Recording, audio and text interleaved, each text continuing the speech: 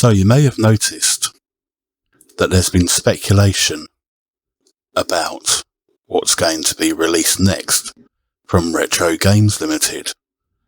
What we're looking at the moment is the post that they made on today, basically. It was a reel from today. If you're a fan of the ZX Spectrum 48K, then you're going to recognise what's coming up on screen now. And they tease Relive the Magic, and then it goes back to the main screen, which was originally, as we know, Sinclair Spectrum. I can't remember, I don't know whether it's Sinclair Research or not, I'm really sorry. Brain's a bit frazzled. So, this actual release was teased prior to the 400 Mini, because I remember on this Facebook page that they mentioned something along the lines of speculate, and I said at the time, as in the ZX Spectrum, and I believe that I'm actually right. And if we go over to a website that's actually advertising what I believe is going to be released, we're going to get a date. So I've gone over to a Polish website, and they're advertising something called the Spectrum console, which seems a bit coincidental that this has come up just as Retro Games have announced this on their Facebook page. I'm a bit sceptical in a way that this is actually genuine, but if it is genuine, this is really exciting news.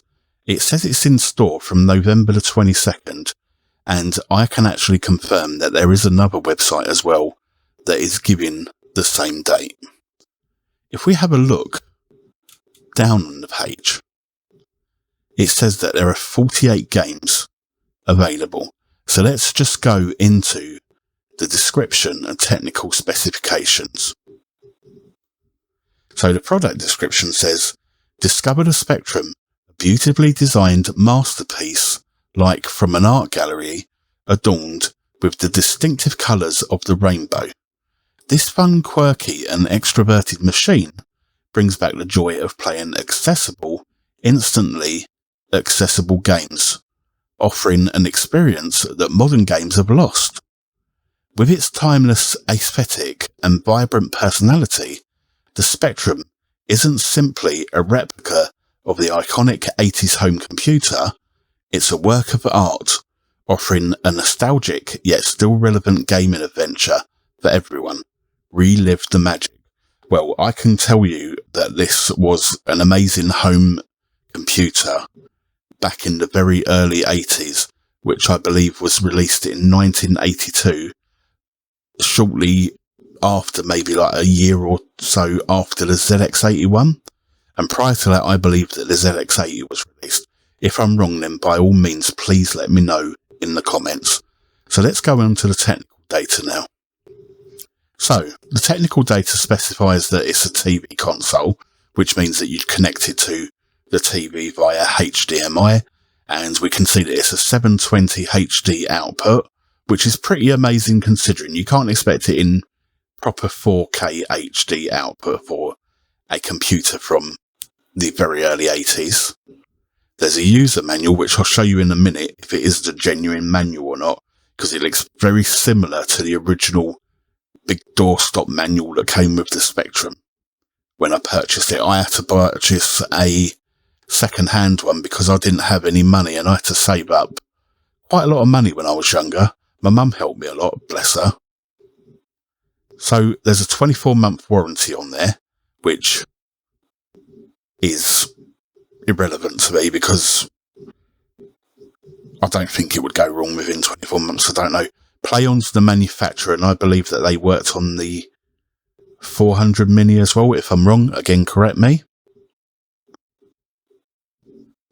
So interestingly enough, it says that it emulates the ZX Spectrum 48 and 128 model, and it's got a full featured replica keyboard, which means it's going to be the flesh keyboard, which is going to annoy some people because they would have preferred to have a +2 or +3. But considering the price range, which we'll have a look at the moment, I think that it's, for the price, it's quite good. So according to the website in Poland, it's 429. I don't know what that is, PLN. I'm sorry. 429.90, apologies, which roughly works out, I believe, in Great British pounds as £85. So that's not bad. So just having another look, this is supposedly the box art that we're going to be presented with, which is quite similar to what we get with the other consoles already. This is the interesting bit. This must be, I don't know what the name is, the artwork. This is a duplicate, like a dummy run of the artwork, I think, because Manic Miner, I know has been mentioned, The Hobbit, Saboteur, if they've got Saboteur, that's pretty cool. Head Over Heels is pretty cool as well.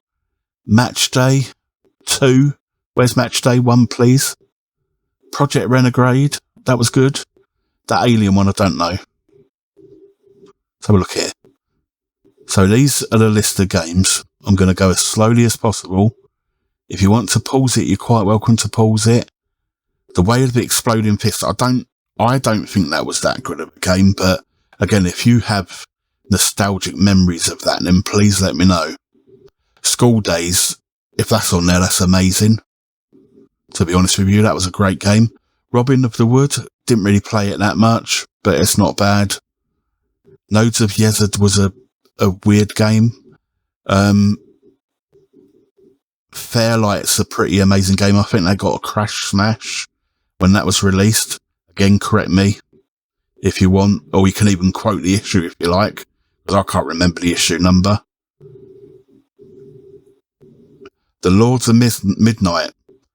I don't know how anyone else felt about that game, but that was for someone like 12 to 13 years old. That was quite complex, and that was pretty amazing at the time when it was released, The Lords of Midnight, to be honest with you. If you've got any memories, again, please feel free to put those down in the comments. I'd love that. As you can tell, this is my actual first video mentioning anything about retro gaming, so I apologise if it's not that good, but it's my first run. Right, so the next picture is a mock-up of the box, the actual console, which is the Spectrum, which is amazing. That's making me feel very nostalgic. And the booklet as well. I can't remember what it was called, the booklet. I think the tape was called Horizons, roughly, because I haven't got my Spectrum anymore. I, unfortunately, like an idiot, decided to bin it, and also to bin all the games as well. And I'd purchased in the region of 200 games.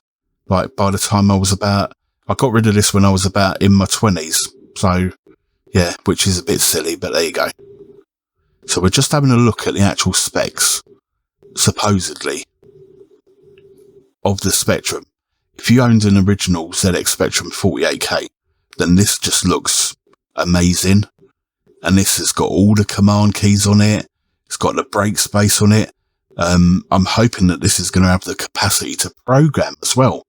So if anyone's got a copy of the Quill, then they could port it over to a USB and create Quill games on the ZX Spectrum. Hopefully. I've got the Graphic Adventure Creator. I bought a tape of it because I was feeling a bit nostalgic, and I actually bought the original Graphic Adventure Creator cassette and the booklet in the box, just for pure nostalgia. So, I haven't really got much else to say. I'm sorry if I've gone on a bit. I'm just pretty excited about this, and I'm hoping that this isn't a fake date that it's released and it's November 22, which is saying it's Friday, November the 22nd. This is going to be amazing. We'll wait and see what Retro Games say, whether they actually confirm this. it does seem a bit strange that there's an actual mock-up of the games that are being released, because I know that they like to tease people with the game list. So if this game list is actually genuine, then it's been leaked really, really early, and part of me wonders whether they've done it on purpose to generate excitement and interest in people. Those people online that have been saying, well, it's a bit pointless putting this out when the ZX Spectrum Next, or the ZX Next, apologies, 2 is coming out soon. But that, I believe, is a niche market, and I don't know how you feel, but I haven't got the kind of money that they want to purchase that machine. And as amazing as it is, because there's an emulator version of it, I would not spend that money on it. This is more reasonable. This is actually cheaper than when I purchased my original Spectrum second-hand in the 80s. So I'm saving money already. And if I can add my own games as well, I've got a lot of Spectrum games that I've managed to locate online and that I've purchased years and years ago. I don't know whether anyone remembers or not, there was a company that used to sell CDs online years ago of ZX Spectrum games, and it was a World of Spectrum CD. Whether they actually had agreement for World of Spectrum is another story, but there you go. Right, I'm going to stop waffling now, and just wanted to let you know. And again, if you want to make comments, that'd be lovely, and I'll speak to you soon. Bye bye.